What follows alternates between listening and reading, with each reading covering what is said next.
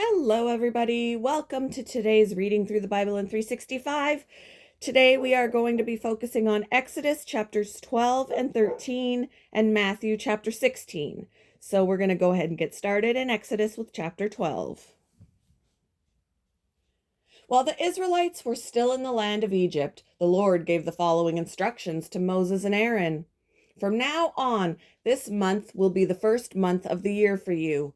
Announce to the whole community of Israel that on the 10th day of this month, each family must choose a lamb or a young goat for a sacrifice, one animal for each household. If a family is too small to eat a whole animal, let them share with another family in the neighborhood. Divide the animal according to the size of each family and how much they can eat. The animal you select must be a 1-year-old male, either a sheep or a goat, with no defects. Take special care of this chosen animal until the evening of the 14th day of this first month. Then the whole assembly of the community of Israel must slaughter their lamb or young goat at twilight.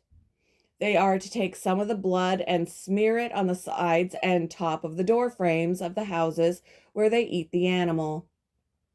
That same night they must roast the meat over a fire and eat it along with bitter salad greens and bread made without yeast. Do not eat any of the meat raw or boiled in water. The whole animal, including the head, legs, and internal organs, must be roasted over a fire. Do not leave any of it until the next morning. Burn whatever is not eaten before morning. These are your instructions for eating this meal. Be fully dressed, wear your sandals, and carry your walking stick in your hand.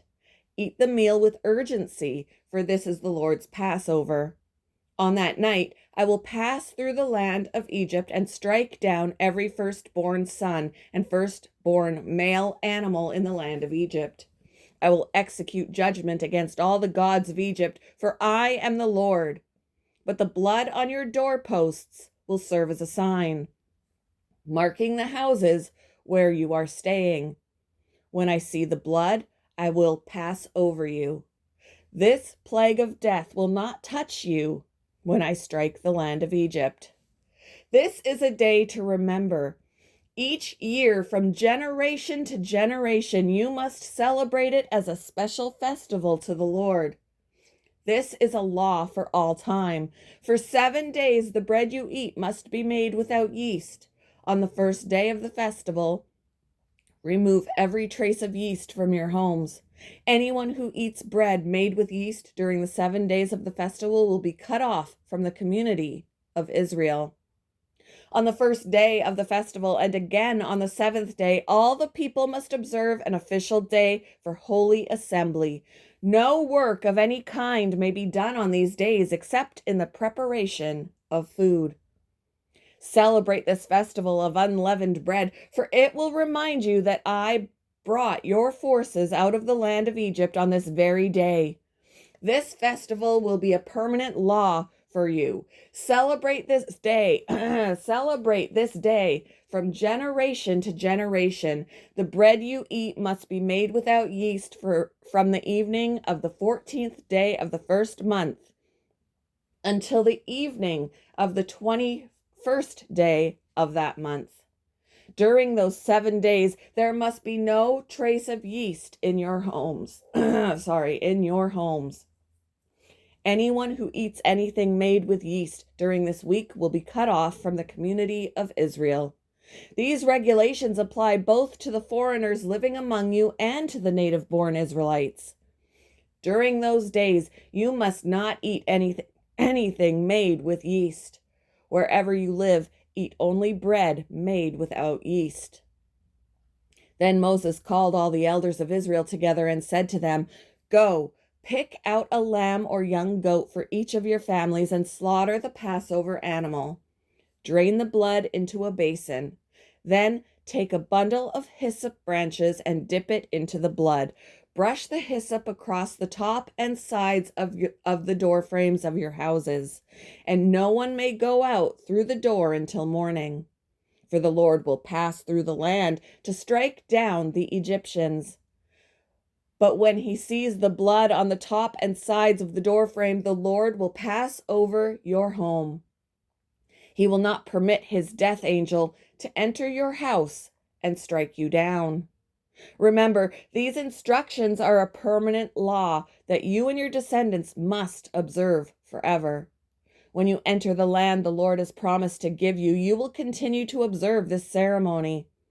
Then your children will ask, "What does this ceremony mean?" And you will reply, "It is the Passover sacrifice to the Lord, for he passed over the houses of the Israelites in Egypt. And though he struck the Egyptians, he spared our families." When Moses had finished speaking, all the people bowed down to the ground and worshipped. So the people of Israel did just as the Lord had commanded through Moses and Aaron. Excuse me. And that night at midnight, the Lord struck down all the firstborn sons in the land of Egypt, from the firstborn son of Pharaoh, who sat on his throne, to the firstborn son of the prisoner in the dungeon. Even the firstborn of their livestock were killed. Pharaoh and all his officials and all the people of Egypt woke up during the night, and loud wailing was heard throughout the land of Egypt. There was not a single house where someone had not died. Pharaoh sent for Moses and Aaron during the night. "Get out," he ordered. "Leave my people and take the rest of the Israelites with you. Go and worship the Lord as you have requested. Take your flocks and herds as you said, and be gone. Go, but bless me as you leave." All the Egyptians urged the people of Israel to get out of the land as quickly as possible, for they thought, "We will all die." The Israelites took their bread dough before yeast was added. They wrapped their kneading boards in their cloaks and carried them on their shoulders. And the people of Israel did as Moses had instructed. They asked the Egyptians for clothing and articles of silver and gold. The Lord caused the Egyptians to look favorably on the Israelites, and they gave the Israelites whatever they asked for. So they stripped the Egyptians of their wealth. That night, the people of Israel left Ramesses and started for Succoth. There were 600,000 men, plus all the women and children. A rabble of non-Israelites went with them, along with great flocks and herds of livestock. For bread, they baked flat cakes from the dough without yeast they had brought from Egypt. It was made without yeast because the people were driven out of Egypt in such a hurry that they had no time to prepare the bread or other food. The people of Israel had lived in Egypt for 430 years. In fact, it was on the last day of the 430th year that all the Lord's forces left the land. On this night, the Lord kept his promise to bring his people out of the land of Egypt. So this night belongs to him, and it must be commemorated every year by all the Israelites from generation to generation. Then the Lord said to Moses and Aaron, "These are the instructions for the festival of Passover. No outsiders are allowed to eat the Passover meal, but any slave who has been purchased may eat it if he has been circumcised. Temporary residents and hired servants may not eat it. Each Passover lamb must be eaten in one house. Do not carry any of its meat outside, and do not break any of its bones. The whole community of Israel must celebrate this Passover festival. If there are foreigners living among you who want to celebrate the Lord's Passover, let all their males be circumcised. Only then may they celebrate the Passover with you like any native-born Israelite. But no uncircumcised male may ever eat the Passover meal. This instruction applies to everyone, whether a native-born Israelite or a foreigner living among you." So all the people of Israel followed all the Lord's commands to Moses and Aaron. On that very day, the Lord brought the people of Israel out of the land of Egypt like an army. Chapter 13. Then the Lord said to Moses, "Dedicate to me every firstborn among the Israelites. The first offspring to be born of both humans and animals belongs to me." So Moses said to the people, "This is a day to remember forever, the day you left Egypt, the place of your slavery. Today the Lord has brought you out by the power of his mighty hand. Remember, eat no food containing yeast. On this day in early spring, in the month of Abib, you have been set free. You must celebrate this event in this month each year after the Lord brings you into the land of the Canaanites, Hittites, Amorites, Hivites, and Jebusites. He swore to your ancestors that he would give you this land, a land flowing with milk and honey. For 7 days the bread you eat must be made without yeast. Then on the 7th day, celebrate a feast to the Lord. Eat bread without yeast during those 7 days. In fact, there must be no yeast bread for any yeast at all found within the borders of your land during this time. On the 7th day, you must explain to your children, "I am celebrating what the Lord did for me when I left Egypt." This annual festival will be a visible sign to you, like a mark branded on your hand or your forehead. Let it remind you always to recite this teaching of the Lord. With a strong hand, the Lord rescued you from Egypt. So observe the decree of this festival at the appointed time each year. This is what you must do when the Lord fulfills the promise he swore to you and to your ancestors.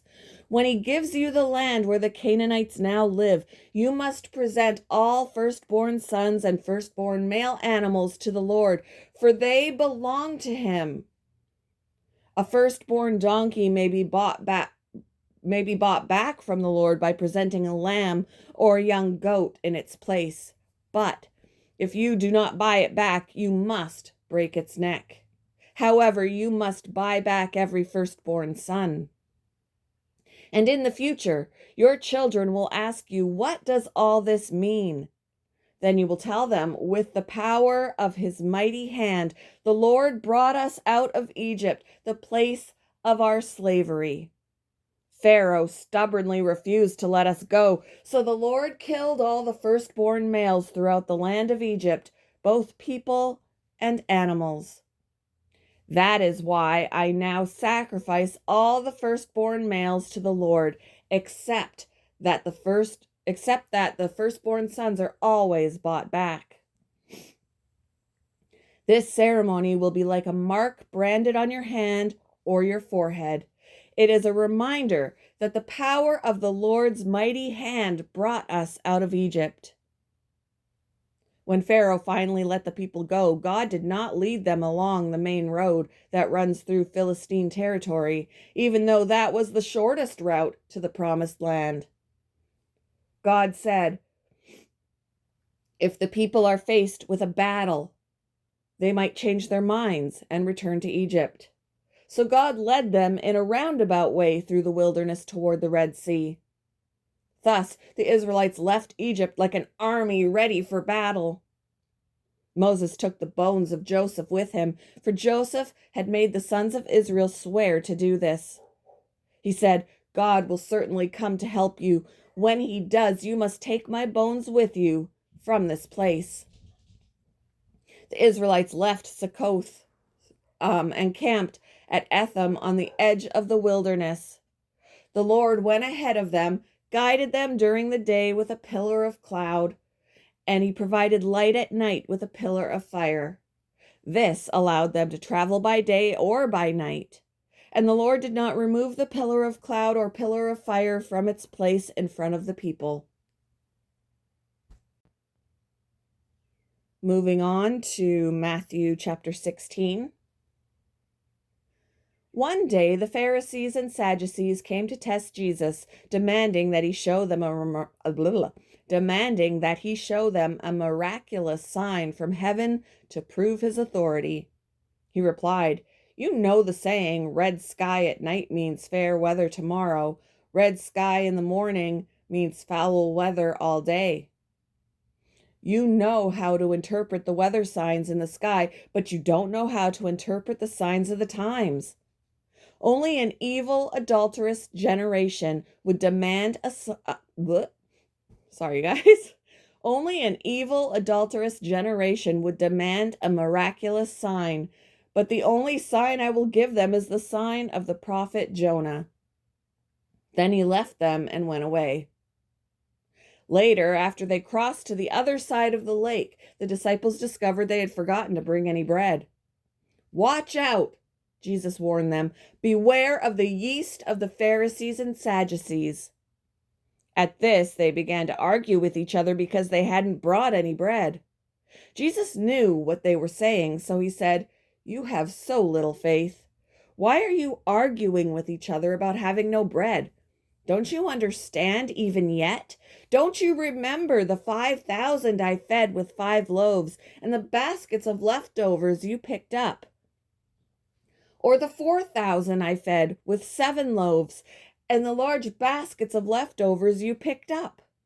Why can't you understand that I'm not talking about bread? So again I say, beware of the yeast of the Pharisees and Sadducees." Then at last they understood that he wasn't speaking about the yeast in bread, but about the deceptive teaching of the Pharisees and Sadducees. When Jesus came to the region of Caesarea Philippi, he asked his disciples, "Who do people say that the Son of Man is?" "Well," they replied, "some say John the Baptist, some say Elijah, and others say Jeremiah or one of the other prophets." Then he asked them, "But who do you say I am?" Simon Peter answered, "You are the Messiah, the Son of the living God." Jesus replied, "You are blessed, Simon, son of John, because my Father in heaven has revealed this to you. You did not learn this from any human being. Now I say to you that you are Peter, which means rock, and upon this rock I will build my church, and all the powers of hell will not conquer it, and I will give you the keys of the kingdom of heaven. Whatever you forbid on earth will be forbidden in heaven, and whatever you permit on earth will be permitted in heaven."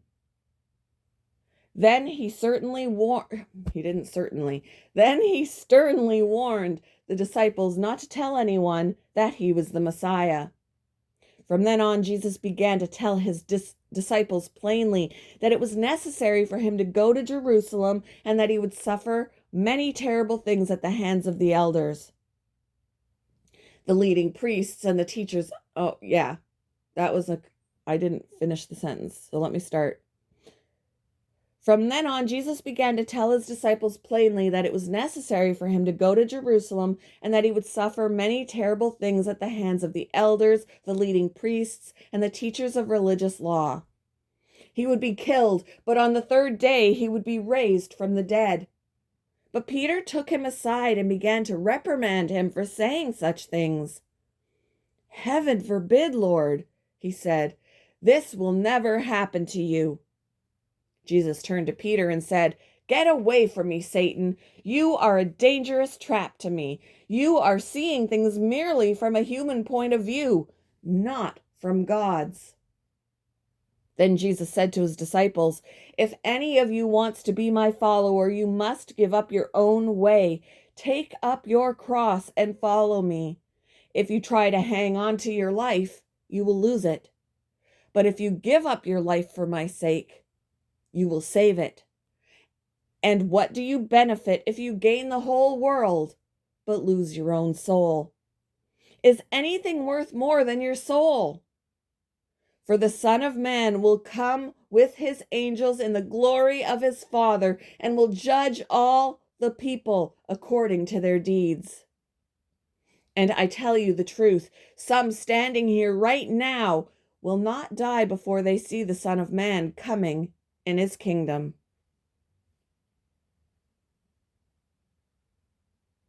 Thank you for joining me for today's Reading Through the Bible in 365. I hope you all have a wonderful Friday, and I will see you on Monday, guys. Bye.